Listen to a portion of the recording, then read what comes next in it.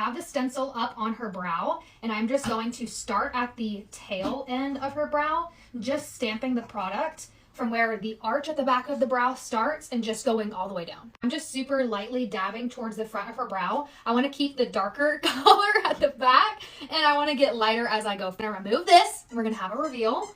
Benny, that thing is snatched. I mean, it's a little dark. We're going to fix the color. Just hang on. So now the brow is pretty much shaped. It is a little dark for her, so I'm going to take the spoolie end of the brush that was provided, and I'm just going to brush through the brows. This is going to evenly disperse the product, but it's also going to remove any excess product that isn't really wanted on her brow. So I'm just going to continue to do this, and I'll come back. Go. So these are the two brows together. This is a little darker than I would normally go, but I mean, it really does work.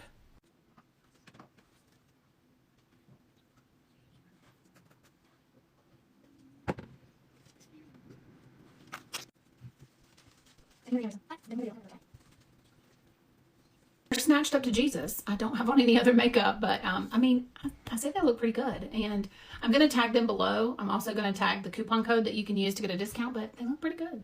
I mean, I just need some makeup on.